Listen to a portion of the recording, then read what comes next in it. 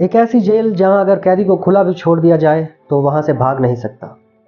और ऐसी जेल से 3 कैदी फरार हो जाते हैं सिक्योरिटी की नाक के नीचे से। और हैरानी की बात तो यह है कि अगले 10 घंटे तक किसी को कुछ पता नहीं चलता। FBI के साथ यूएस की टॉप लेवल की 3 एजेंसीज इस केस को सॉल्व करने में अपना एड़ी चोटी का जोर लगा देते हैं। दोस्तों, हम बात कर रहे हैं पिछले 60 साल से ना सिर्फ अनसॉल्व्ड जेल ब्रेक के बारे में, बल्कि अब ये एक मिस्ट्री बन चुका है। पैसिफिक ओशन में घिरा यह छोटा सा आइलैंड 22 एकड़ पर फैला हुआ है। इस आइलैंड पर दुनिया के खतरनाक मुजरिमों को रखा जाता है। अल्कर्टास के नाम से फेमस यह आइलैंड ओशन में पूरी तरह घिरा हुआ है। दूर दूर तक कोई किनारा नहीं है और एक्स्ट्रा प्रोटेक्शन के लिए 15 फीट ऊंची फेंस लगाई गई है। इन शॉर्ट, अगर एक बार यहाँ कोई आ गया तो वो खुद से उसका बाहर निकलना इम्पॉसिबल था। इस जेल को इनएस्केपेबल जेल कहा जाता था। पर 12 जुलाई 1962 को यह खिताब 3 कैदियों ने फरार होकर इस जेल से छीन लिया। वो बड़ी महारत से सिक्योरिटी को चकमा देकर इस जेल से फरार हो जाते हैं। हमारी कहानी में पहले 4 लोग थे, एंगलन ब्रदर्स, फ्रैंक मॉर्वेस और एलन वेस्ट। एलन वेस्ट इस जेल में काफ़ी अरसे से था। वो जेल के कंपाउंड को अच्छी तरह से देख चुका था और सबसे पहले इस जेल से भागने का आइडिया भी एलन वेस्ट का ही था। एलन वेस्ट ने जेल के ब्लॉक बी में एक लूप होल तलाश करके रखा था जहां से उनका भागना काफ़ी हद तक मुमकिन था। अब प्रॉब्लम ये थी कि ये चारों आपस में लंच या काम के वक्त मिलते तो थे, लेकिन ब्लॉक बी में नहीं थे। ये अलग अलग दूसरे सेल्स में रहते थे, दूसरे ब्लॉक्स में। और ये इसी कोशिश में लग जाते हैं कि किसी तरह इनको जेल अथॉरिटी ब्लॉक बी में शिफ्ट कर दे। और इनकी खुशकिस्मती कि ना सिर्फ इन्हें ब्लॉक बी में शिफ्ट किया जाता है, बल्कि इनके जो सेल्स थे वो भी एक दूसरे के साथ साथ थे। फिर इनका पहला टारगेट पूरा हो चुका था। फिर अगले 2 साल तक ये इन सेल्स में क्या खिचड़ी पकाते हैं किसी को कानो कान खबर नहीं होती। फिर 12 जुलाई 1962 को जेल स्टाफ रूटीन के मुताबिक कैदियों को सुबह 7 बजे उठाने के लिए आते हैं। और असेंबली में जब काउंटिंग की जाती है तो 3 कैदी मिसिंग थे। जेल ब्लॉक्स को दोबारा स्टाफ चेक करता है। जेल स्टाफ देखते हैं कि ब्लॉक बी में एंगलन ब्रदर्स समेत फ्रैंक मॉर्वेस अपने अपने सेल्स में सो रहे हैं। ये बात उन्हें नॉर्मल नहीं लगती। वो फौरन सेल्स को खोलकर अंदर जाते हैं तो देखकर हैरान रह जाते हैं कि उनके बिस्तर पर डमी हेड्स पड़े हुए।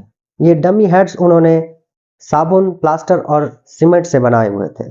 इन पर लगे बाल उन्होंने जेल में हेयर कट के दौरान चुराए थे। जेल स्टाफ हैरान रह जाता है। वो समझते हैं कि आइलैंड से बाहर ये कैदी तो जा नहीं सकते, तो पूरे आइलैंड में तलाश करना शुरू कर देते हैं। पूरे आइलैंड का कोना कोना छानने के बाद वो देखते हैं कि किसी का कुछ पता नहीं है।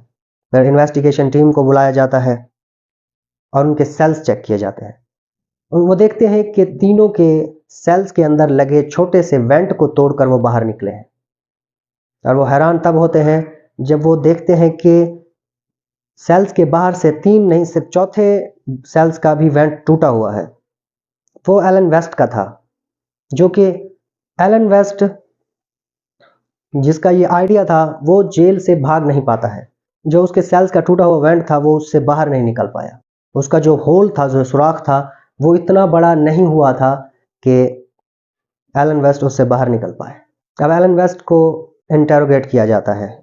अब एलन वेस्ट देखता है कि अब वो फंस चुका है और भलाई इसी में है कि वो इन्वेस्टिगेशन टीम को सारा प्लान सच सच बता दे।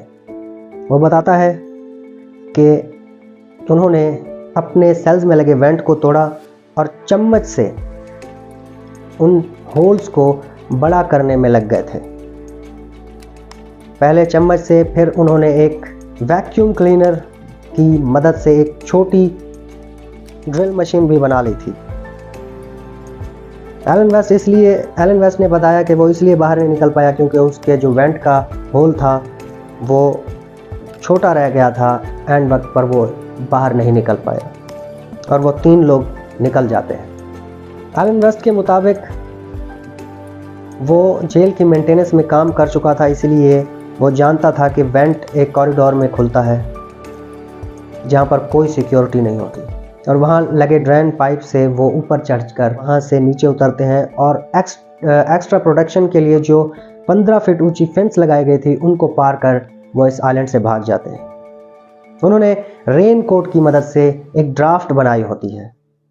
ये रेन कोट जेल अथॉरिटी ने उन्हें दी होती है। एलन वेस्ट ने बताया कि वो जेल की मेंटेनेंस में काम कर चुका है, इसलिए उसे पता था कि वेंट की दीवार सिर्फ 6 इंच मोटी है और उसमें होल किया जा सकता है। प्लान के मुताबिक उन्हें अल्काटाज की नॉर्थ में एंजल आइलैंड से होकर मेन लैंड पर जाना था और वहां से एक गाड़ी और कुछ कपड़े चुराकर भागना था। एलन वेस्ट की इस कहानी में क्या कोई सच्चाई थी या सच में सिर्फ ये कहानी थी इन्वेस्टिगेशन टीम को भटकाने के लिए? ब्लॉक बी की छत पर मिले फुटप्रिंट और जिस वर्कशॉप में वो डमी हेड्स बनाए गए, वहाँ पर जो प्रूफ मिले, जो सबूत मिले, उनसे तो एलन वेस्ट सच्चा साबित हो गया। अल्काटाज के इर्द गिर्द जो मेन लैंड्स थे उन पर लगातार सर्च करने पर भी सर्च टीम को कुछ नहीं मिला। 4 दिन बाद सर्च टीम को एक रेन कोट से बने 2 बैग्स मिलते हैं जिनमें कैदियों के पर्सनल फोटोज और लेटर्स थे। इससे ये अंदाज़ा लगाया गया कि ये ऐसी चीज़ें हैं जो एक बंदा अपने से दूर नहीं कर सकता और वो डूबकर मर चुके हैं। लेकिन इन्वेस्टिगेशन टीम उन कैदियों की फैमिली पर कड़ी नज़र रखे हुए थे और वहाँ से जो इन्फॉर्मेशन मिली उससे ये पता चलता है कि एंगलन ब्रदर्स जो थे वो अपनी फैमिली फंक्शंस और मुख्तलिफ दिनों में कुछ फ़ोटोज़ पर दिखाई देते हैं अपने घर वालों के साथ, अपनी फैमिली के साथ, लेकिन वो फ़ोटोज़ इतनी क्लियर नहीं होती कि उन्हें पहचाना जा सके।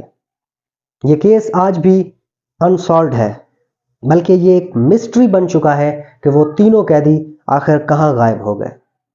वीडियो अच्छी लगी हो तो चैनल को सब्सक्राइब कर दें, वीडियो को लाइक कर दें ताकि इस तरह की मज़ेदार सी और इन्फॉर्मेटिव वीडियो आप तक पहुंच सकें। मिलते हैं नेक्स्ट वीडियो में, तब तक के लिए अल्लाह हाफ़िज़।